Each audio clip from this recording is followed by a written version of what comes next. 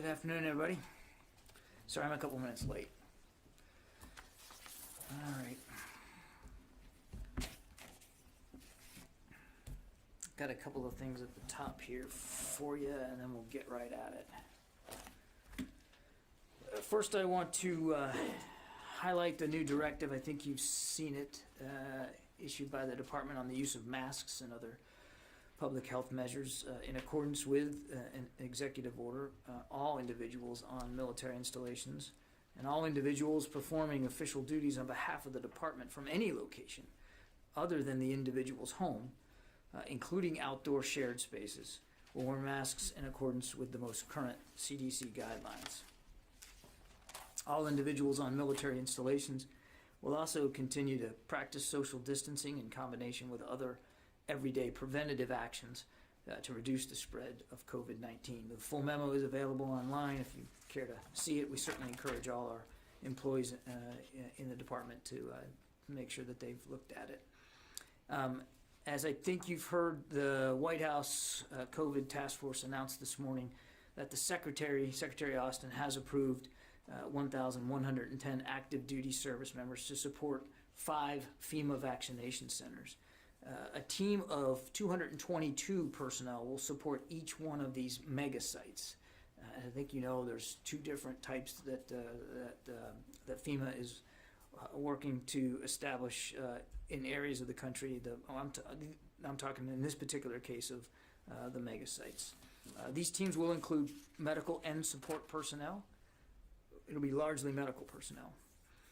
Details for the exact sourcing of the requirement is now at the service level. I'm not able to read out to you specifically how each of these sites will be sourced. That's working at the service level right now. And of course, it always relies on, we are supporting FEMA, and FEMA will determine which site each team supports. I will continue to work closely with FEMA to scope additional requirements.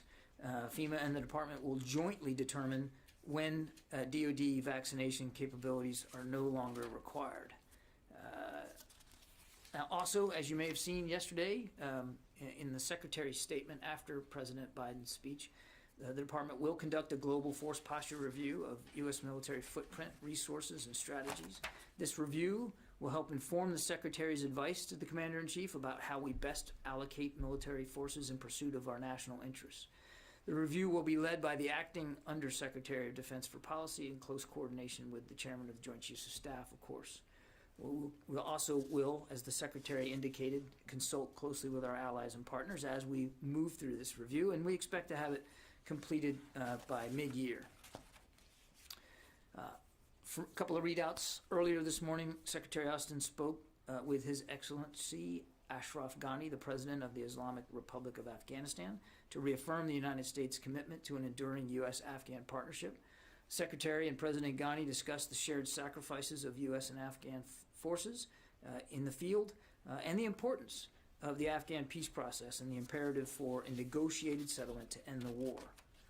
In closing, both the Secretary and President Ghani emphasized the importance of seizing this opportunity for peace. This morning, Secretary Austin also hosted Avril Haines, the Director of National Intelligence. The two spoke about the importance of collaboration between the Department of Defense and the intelligence community.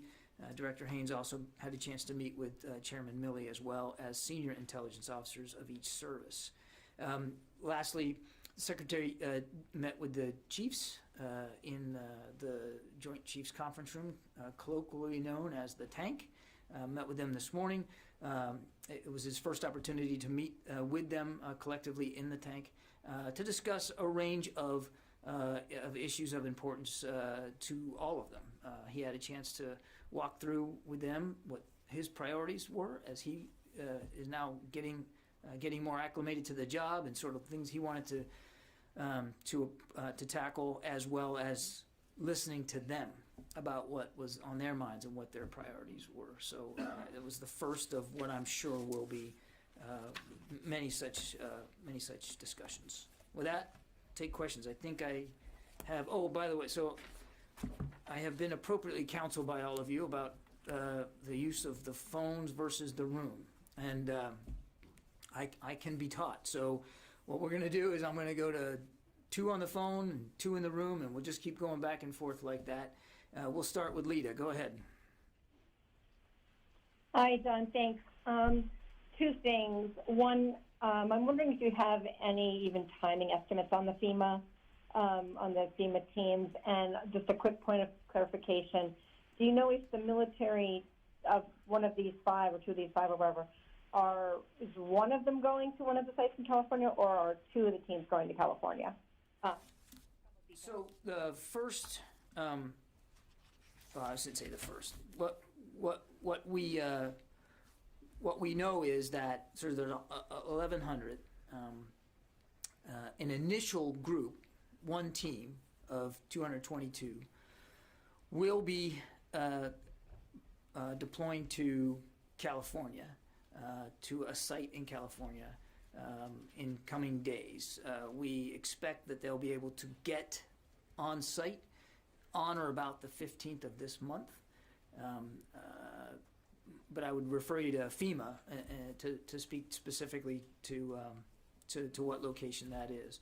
Now that's just one team of this initial tranche of 1,100 personnel. We're still working with FEMA to determine what those other teams, what sites those other teams will go to, and in what order. In other words, what the timeline is. What I can tell you is the first team of 222 will be going to a site in California. Does that answer your question, Lita? Yeah. The second one was actually Saudi Arabia. Can you give us a broader understanding right now of what U.S. military aid or training is going to Saudi Arabia, and whether or not there are any? I think all the Patriot batteries were removed, but if there's any other equipment or other military aircraft and other weapon systems there, and what your understanding is of what the military will be able to continue to do under the president's latest order. Thanks. And that's all I have. Thanks. Well, I'll have to take the question on the laydown, Lita. I don't have that in front of me, exactly what is there in the country. But as a result of the president's order yesterday, DoD had been providing some limited non-combat assistance for coalition operations, and that would include intelligence and some advice and best practices, and that all has been terminated. But Saudi Arabia remains a partner in terms of combating terror in the region. The president's order was very much directed on the coalition efforts in Yemen, and I would stress that this will be an interagency process, figuring out how we're going to go forward on this, and we certainly wouldn't want to get ahead of any decisions that haven't been made yet. Now I need to put my glasses on. You guys have got to write this in big font from now on. Louis Martinez. Hey, John. Quick question about the global posture review. You said that you expect it to take place or be resolved by mid-year. Does that mean that any force level drops around the world or any inflows are not going to happen until that time? And particularly, given the focus on Germany. Thanks. So, Louis, I mean, in terms of permanent structure and permanent areas where we are permanently based, forward deployed, if you will, obviously the Secretary wants to get his arms around all that, and that's what the posture review is about. It's about where we are based and to what degree we are there in terms of numbers of men and women, but also the purpose for being there, and that's what the force posture review is all about. But, and I don't think you were asking this, but just to be clear, we still have a rotational presence in many parts of the world. Just last week we were talking about aircraft carriers and where they're operating. So that rotational deployment scheme, that's not affected by the posture review. We still have security commitments around the world that we have to meet, and we're going to continue to meet them. But before the Secretary advises or recommends to the President any permanent force structure changes in terms of our our facilities and the units that we have around the world, he wants to get this posture review done first. Did that answer your question, Louis? It does, and also just on Afghanistan, is that separate? You know, the conditions-based assessment of the deal with the Taliban, is that a part of the same posture review, or is that a separate assessment also itself? I mean, that's obviously an area of current operations, Louis. So I mean, I think we will be the administration will be reviewing future force posture in Afghanistan in a way that's commensurate with what we're trying to get done in Afghanistan. You know, trying to end this war in a responsible way, and it'll be done in concert with, of course, our NATO partners that are there on the ground. So I wouldn't go so far as to say it's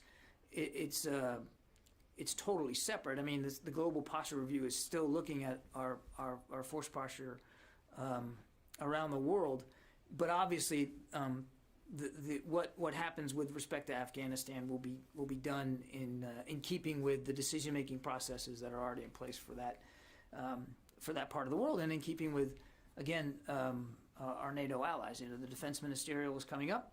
The Secretary intends to participate, and obviously this will be a key topic of discussion inside that venue as well. Lucas. John, how does an unarmed adult male break into a plane at Andrews used by the Vice President, Secretary of Defense, and other top government officials? That is exactly what the Air Force is investigating now. I think everybody's taken this very seriously, and the Acting Secretary of the Air Force and the Air Force Chief of Staff are going to order the Air Force Inspector General to fully investigate this issue. Everybody takes seriously what happened, and they will do a thorough investigation. And I'm sure they will learn things out of this that we'll be able to share with you. I can also tell you that clearly they've adjusted some of their security protocols at Andrews this morning. Won't go into the details of that, of course. And I might add, and I didn't say it when I first mentioned it, but this investigation by the Air Force IG, this review and investigation, will also include their installations worldwide. They're not just going to limit it to Andrews. I mean, clearly they're going to investigate this incident, but they're also going to take a look at security protocols across the force. How long was this guy on the plane? I don't have exact details about this, Lucas. I would refer you to the Air Force for more specific details about this. Description of the suspect. We just heard unarmed adult male. Any more than that? I don't have anything more than that. Again, that's really for the Air Force to speak to. But again, everybody's taking this seriously. The Secretary's taking this seriously, and we'll leave it to the Air Force to investigate this and report out. Yeah, Oren. He was arrested on outstanding warrants. Do you know what those warrants were for? And just in terms of, this seems like a pretty big failure or a screw up, letting this happen and letting him get onto the flight line and onto a C-40. I don't know about, I've seen reports about existing warrants, Oren, and I'd refer you to local law enforcement for that. That's not the kind of thing that we would have knowledge about. And again, I think it wasn't a question you asked, but to your point, everybody in the department, and certainly everybody in the Air Force, understands what a serious matter this is. They have made adjustments to their security protocols at Andrews. They've now ordered a full investigation of it, and they've gone a step further and ordered a look at all the security protocols at installations worldwide. So let's let them do their work. Let's let the investigators finish what they need to finish. We'll learn things, I'm sure, about this, and I have every confidence that the Air Force will share what they've learned with you when they can. Okay, I got to go to the phones now, or I'll get in trouble. So, let's see, Phil Stewart, Reuters. Thanks, John. Just quickly following up on Afghanistan. So did Secretary Austin raise the May deadline with President Ghani, and did did he exempt Afghanistan from this global posture review? I'm not totally clear on where it fits in there. And I have a quick question about the mask mandate too. When done. Clearly they talked about, as I said in my readout, they talked about the importance of the peace process, and they talked about the importance of this being Afghan-led. They talked about the enduring commitment that we have to Afghanistan writ large. I won't get into specific discussions, as I said, about force posture, because no decisions have been made on force posture at this time. And when I think I don't want you to get hung up or wrapped around the axle on whether Afghanistan is or is not in the global posture review. I mean, we have to, as an administration, we have to decide, and we are reviewing what we're doing in Afghanistan. We're reviewing the Doha Agreement. We're reviewing the compliance with the Doha Agreement. We have recommitted ourselves to a political solution. We don't believe there's a military solution, and that process of review is ongoing. Will it inform or potentially inform the global posture review? Possibly, but I don't think I would not. I don't think it's useful to think of this in a binary way. It's in or it's out.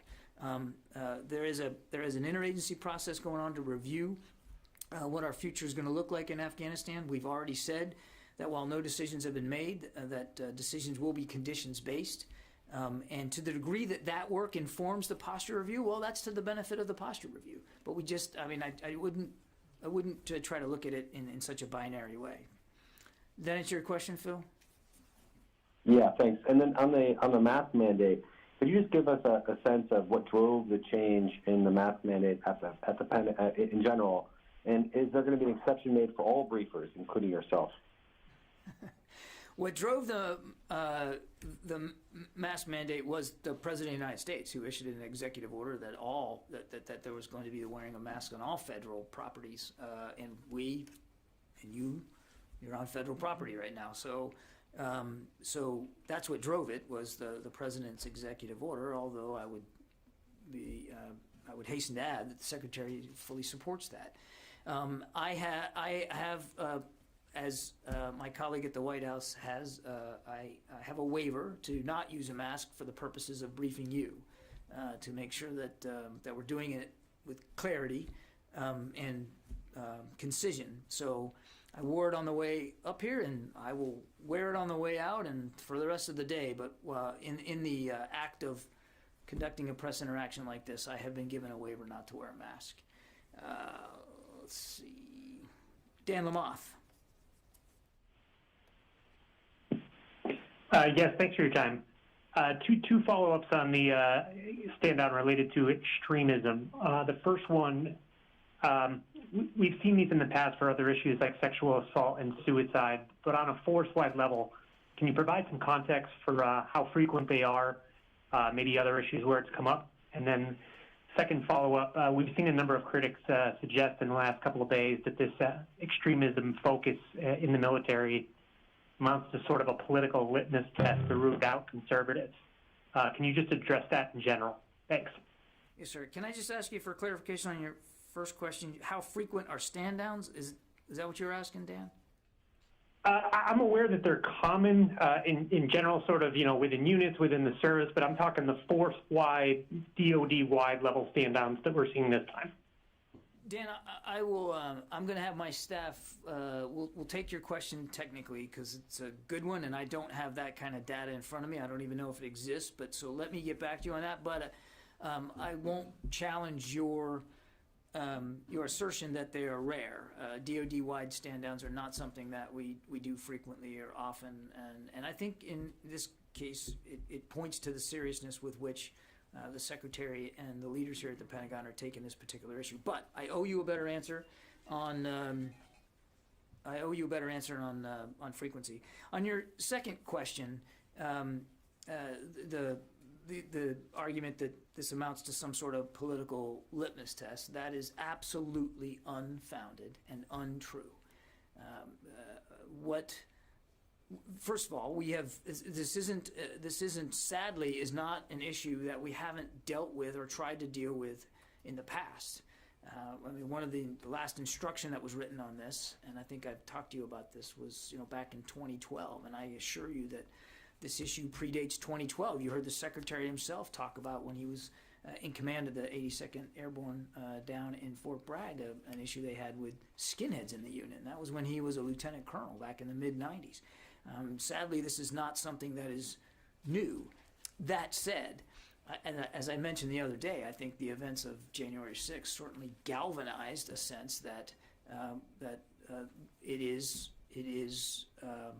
still in the ranks, still a problem, and we, as evidenced by the events that day, we've got to, we've got to take a turn in terms of rooting it out. So it's not about politics. We encourage our troops to vote. We encourage them to register with the political party of their choice. We go out of our way to make it clear that they get a vote, they get a voice in the political electoral process in this country because they're American citizens. It's not about what you believe. It's about what you do with those beliefs. It's about how you act with those beliefs. And when you start acting on those beliefs, whatever they are, and not all extremists in the military are motivated by politics, but whatever the motivation is, when you violate good order and discipline, when you violate the UCMJ, or you violate civil laws, then we got a problem. And that's what the Secretary is trying to get after. I will say, and I will say this every single time I get asked about this, because it's really important, the vast, vast majority, the 99.9% of men and women that are serving in the military do so with honor and character and integrity, and are upholding our values every single day.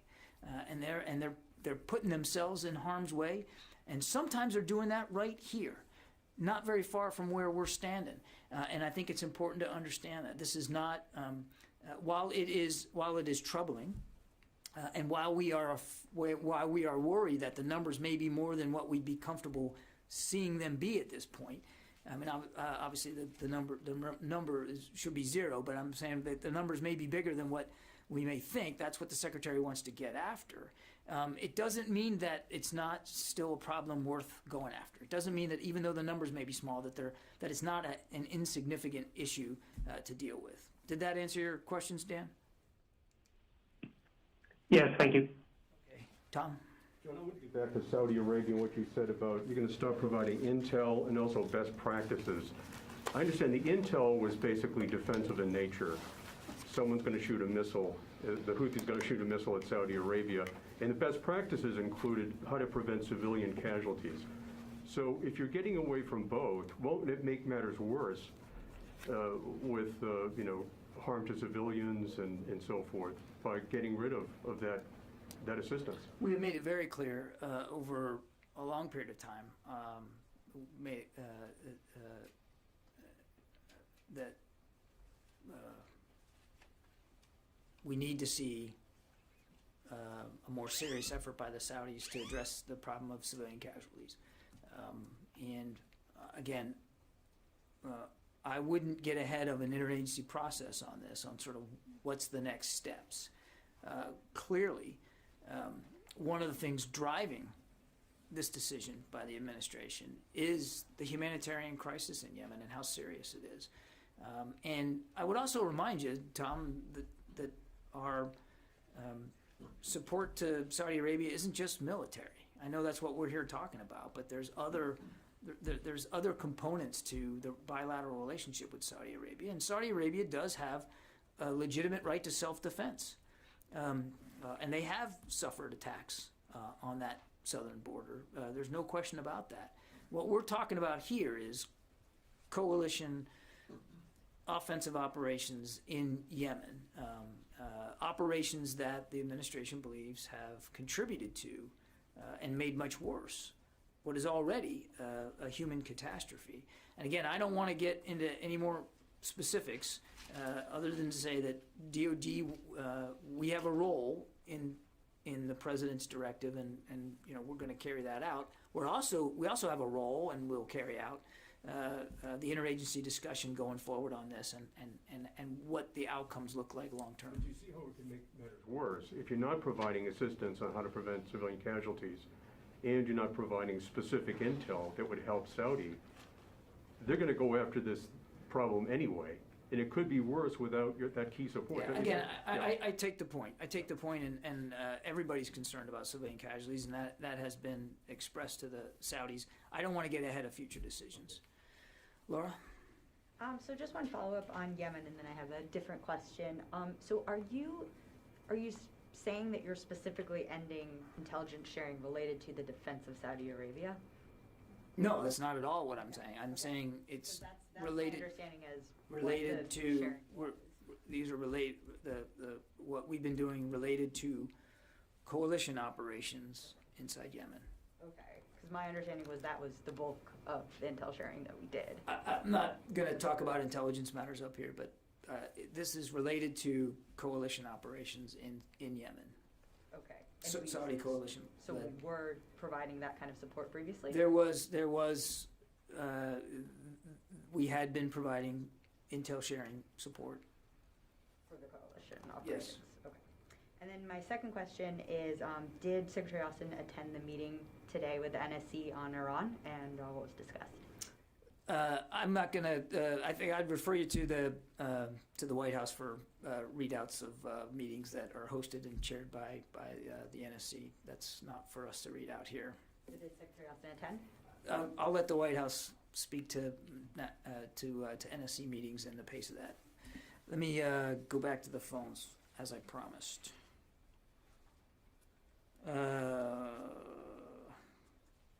Todd from Military Times. Thank you. You've answered my questions already. Thank you. I did. Okay. Bonus. Let's see. Jeff, task and purpose. Thank you. The Air Force just put out its statement that it's ordering a review of security worldwide following this intrusion. I'm wondering, what is it about this particular incident that warrants some kind of worldwide evaluation when it hasn't happened in past intrusions, like when the security forces airman put 5 rounds through a door because he couldn't open it? Jeff, that's a question that's really better placed to the Air Force. It was the acting Secretary of the Air Force and the Chief of Staff, General Brown, who ordered this review of security protocols worldwide, and I think